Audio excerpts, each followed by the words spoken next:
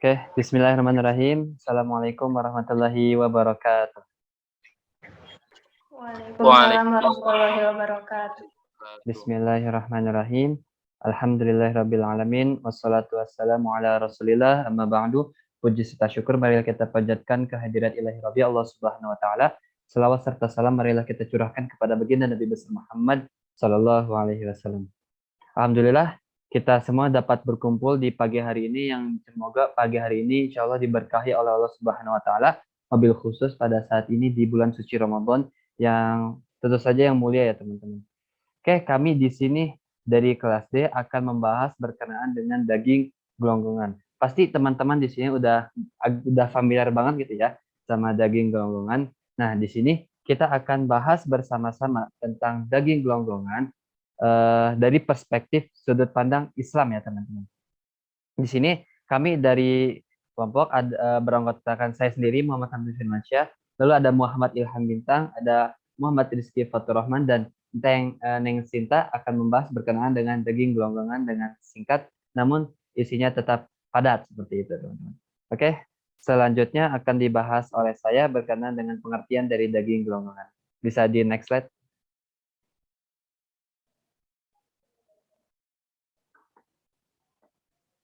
Ya, oke tadi ini, nah ini dia daging gelonggongan ya. Pasti teman-teman sudah udah familiar sama daging gelonggongan. Nah, daging gelonggongan itu adalah, ya teman-teman ya, adalah daging sapi umumnya ya, yang didapat dari hewan yang sebelumnya itu disembelih terlebih dahulu. Nah, sebelum disembelih itu mereka itu diminumi air secara berlebihan di luar batas wajar agar apa?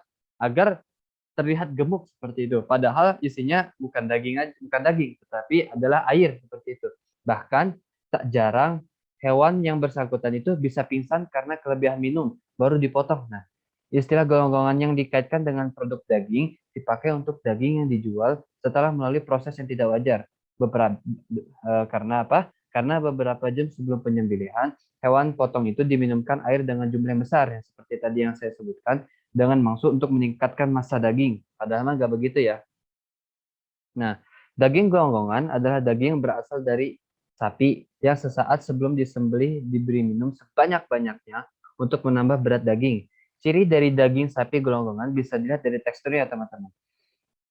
Pada daging gelonggongan, tekstur akan terasa lebih lembek dan juga berair. Beda dengan daging yang sehat, yang segar, yang dimana tidak akan berair, nggak bakal terlalu berair seperti itu, bahkan nggak bakal lembek gitu. Terasa banget dagingnya gitu kalau misalnya daging yang asli yang bukan gelonggongan. Nah, sapi gelonggongan juga merupakan sapi yang diberikan minum hingga lemas. Nah, ingat ya, sampai lemas. Kenapa? Karena eh, air yang diberikannya itu di luar batas wajar. Nah, ciri-cirinya itu yang pertama warnanya itu pucat, kebiruan. Daging yang masih baik itu berwarna merah terang, serta lemaknya itu berwarna kekuningan. Nah, yang kedua, kandungan airnya itu sangatlah tinggi, bahkan bisa sampai 10% lebih tinggi daripada daging normal. Lalu yang ketiga, kondisinya itu agak rapuh, menjadikan tak mampu dijadikan sejumlah produk olahan semisal bakso. Jadi karena terlalu rapuh, nggak terlalu kuat gitu ya serat-serat dagingnya, jadi susah untuk diolah untuk menjadi olahan seperti bakso gitu. Lalu berikutnya, cuma bisa bertahan 7 sampai 8 jam saja itu si daging mengembang tuh. Setelah itu ya kayak biasa aja karena air yang itu bakal keluar juga gitu. Lalu yang terakhir, umumnya harga daging gelonggongan itu lebih murah dari harga pasaran seperti itu. Oke, sekian dari yang bisa saya sampaikan. Selanjutnya akan dibahas oleh pemateri berikutnya. Mangga, saya persilakan. Baik, bismillahirrahmanirrahim. Di sini saya akan memaparkan materi tentang bahaya daging gelonggongan.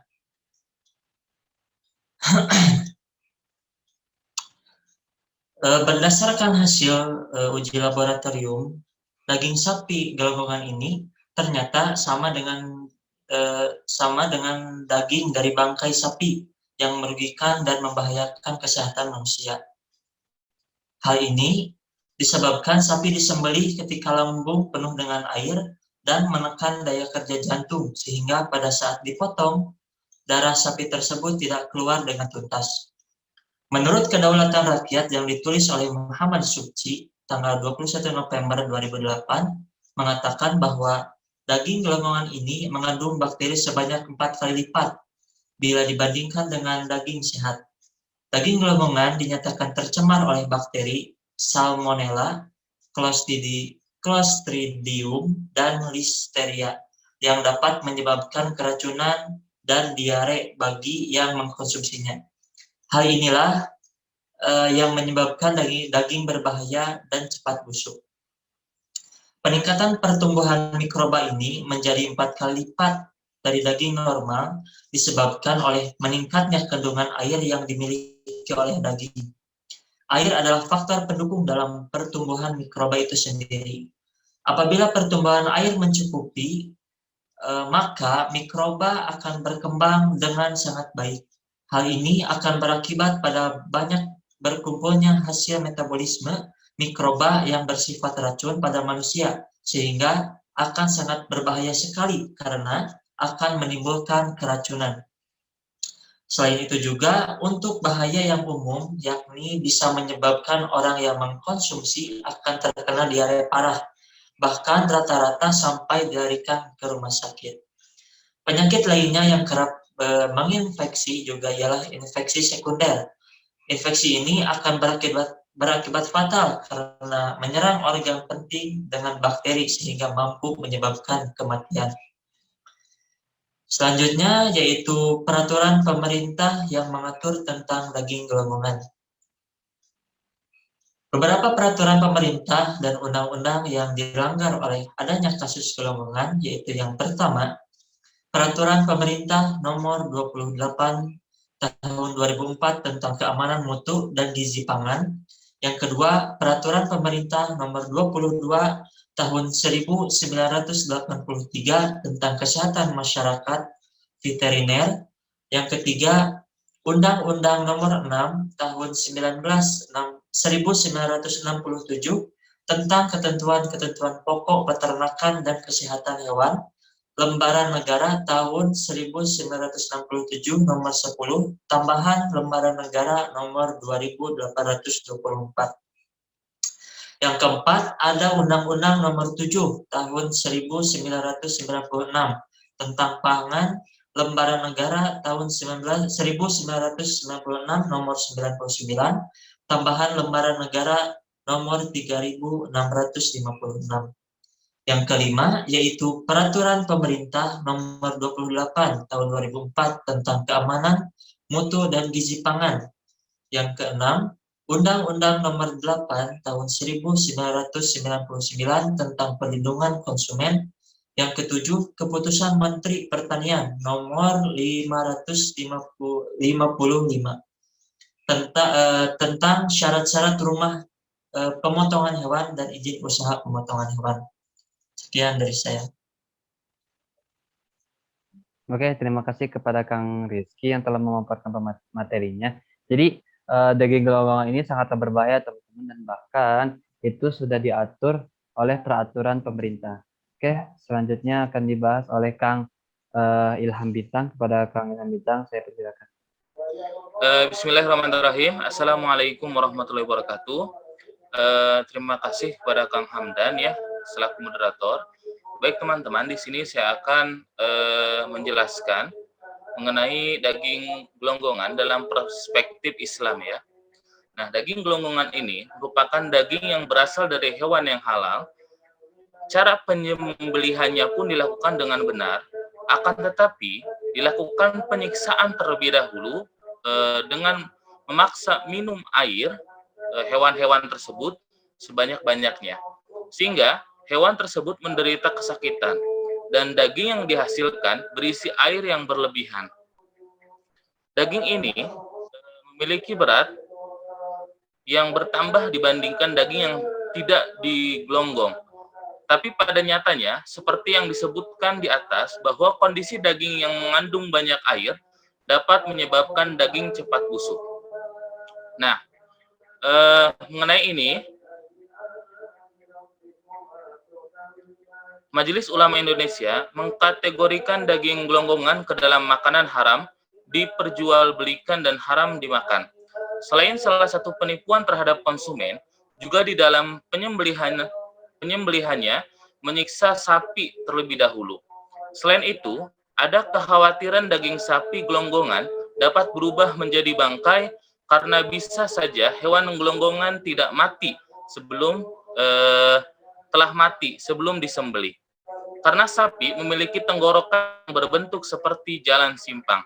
Bila sapi digelonggongan, ada kemungkinan airnya masuk ke dalam paru-paru dan dapat mengakibatkan hewan tersebut mati sebelum disembelih.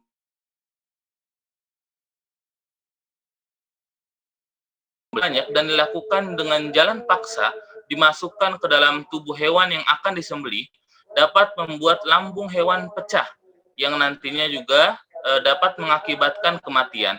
Jadi membunuh terlebih dahulu dan menjadi bangkai yang sudah jelas bila bangkai itu haram.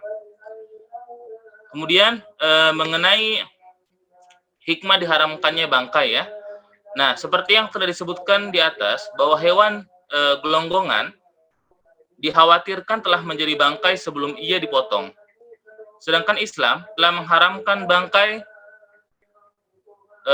jenis apapun, kecuali ikan, belalang, ataupun hewan-hewan laut ya. Nah, adapun hikmah dari diharamkannya bangkai adalah yang pertama, naluri manusia sehat pasti akan tidak akan memakan bangkai dan dia pun akan menganggapnya kotor. Para cerdik, pandai di kalangan mereka pasti akan beranggapan bahwa makanan bangkai itu adalah suatu perbuatan yang rendah, dapat menurunkan harga diri manusia. Oleh karena itu, seluruh agama samawi memandangnya bangkai itu seperti makanan yang haram. Mereka tidak boleh makan kecuali yang disembelih, sekalipun berbeda cara menyembelihnya. Nah, yang kedua, yaitu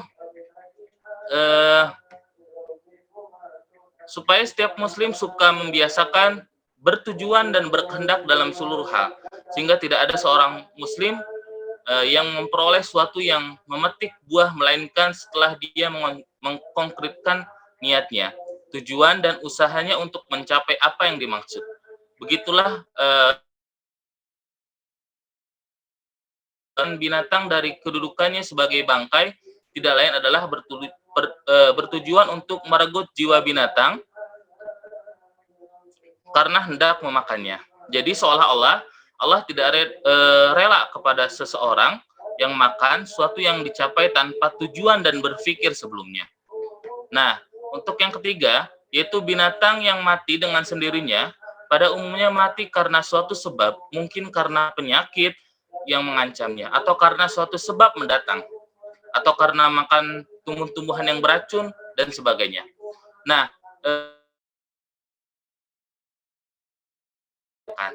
contohnya seperti binatang yang mati karena sangat lemah karena keadaan yang tidak normal.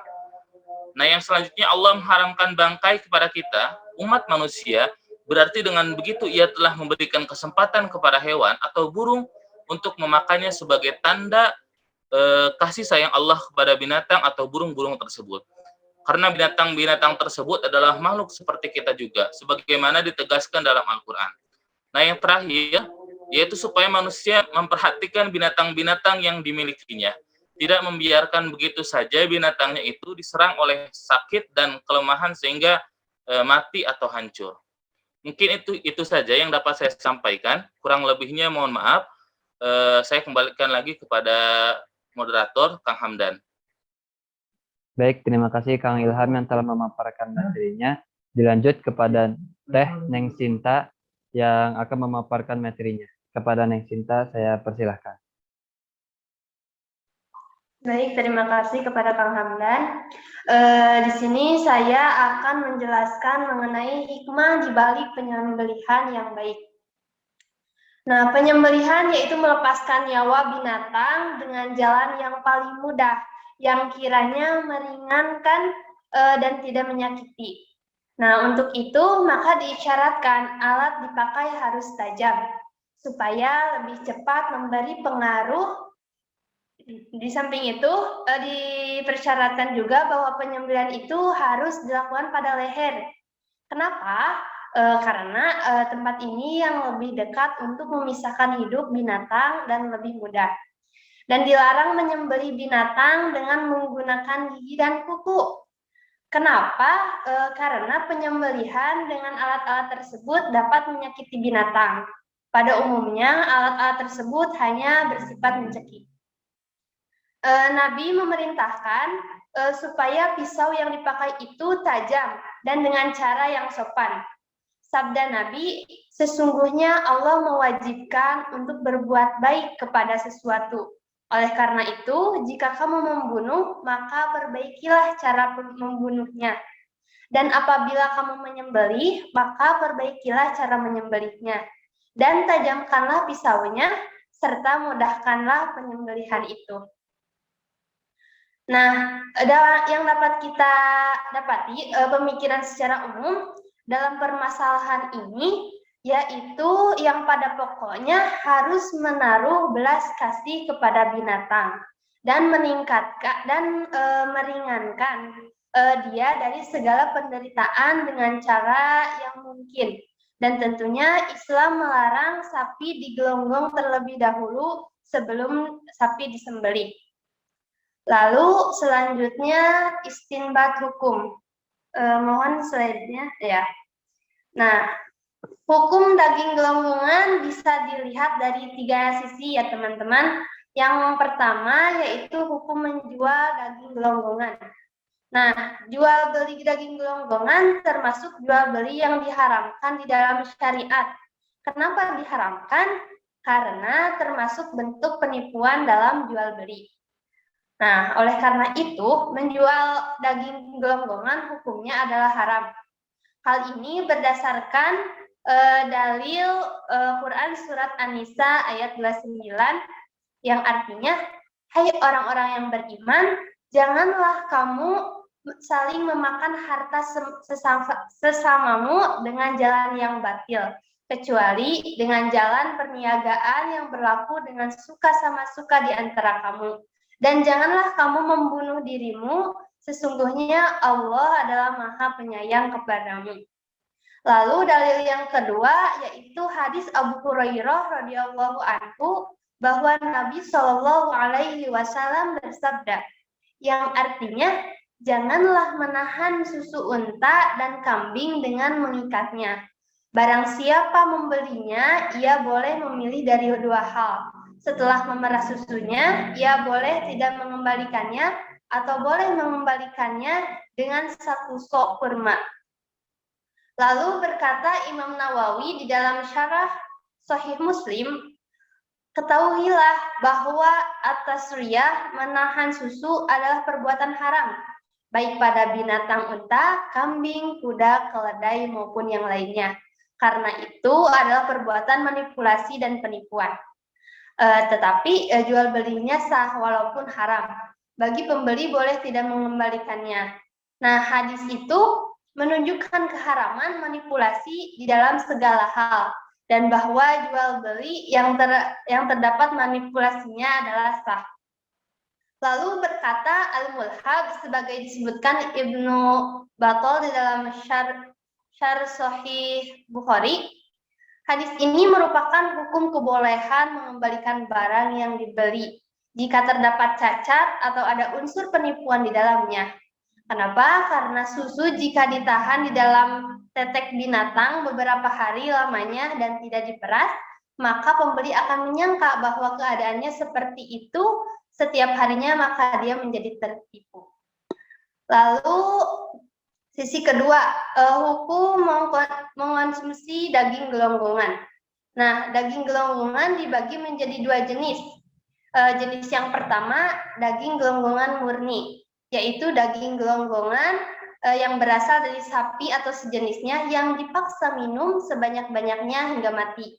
Nah, jenis ini daging seperti ini haram ya untuk dimakan karena sudah menjadi bangkai. Berdasarkan firman Allah, Quran Surat Al-Baqarah ayat 173, yang artinya, sesungguhnya Allah hanya mengharamkan bagimu bangkai, darah, daging babi, dan binatang yang ketika disembelih disebut nama selain Allah. Tetapi barang siapa dalam keadaan terpaksa memakannya, sedang dia tidak menginginkannya dan tidak pula melampaui batas, maka tidak ada dosa baginya. Sesungguhnya Allah Maha Pengampun lagi Maha Penyayang.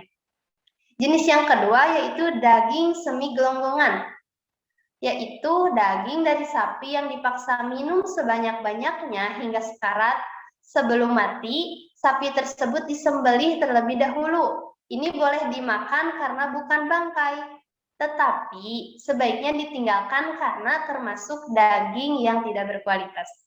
Lalu sisi yang ketiga atau sisi yang terakhir yaitu bahaya daging gelonggongan bagi kesehatan. Nah, mengonsumsi daging gelonggongan bisa berakibat buruk bagi kesehatan. Hal itu dikarenakan beberapa sebab. Yang pertama, daging gelonggongan sudah tidak mengandung protein lagi. Yang kedua, daging gelonggongan sangat mudah sekali ditempati bakteri, virus, dan hewan bersel satu seperti protozoa.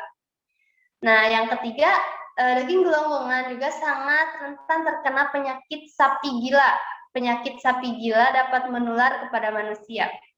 Lalu yang keempat, yaitu pemberian air kepada sapi secara berlebihan akan melemahkan daya tahan sapi, menyebabkan kuman yang masuk melalui air akan diserap darah dan daging. Nah, ini lebih berbahaya jika air yang digunakan tercampur insektisida. Kelima, daging dari sapi yang stres karena diminumkan air dalam jumlah berlebihan akan menularkan pengaruh buruk pada perilaku konsumennya. Nah, ada juga hukuman bagi penjual daging ini, dijerat dengan Undang-Undang Nomor 8 1999 tentang perlindungan konsumen. Pelaku diberikan sanksi pidana maksimal 5 tahun penjara, juga didenda sampai 2 miliar. Nah, para pelaku penyembelihan, distributor, dan penjual daging gelonggongan juga bisa dijerat dengan Undang-Undang Kesehatan Nomor 6 Tahun 1967. Keharaman daging gelonggongan telah ditetapkan dalam Keputusan Fatwa Majelis Ulama Indonesia Jawa Tengah Nomor 03/7 MUI Jateng 2006.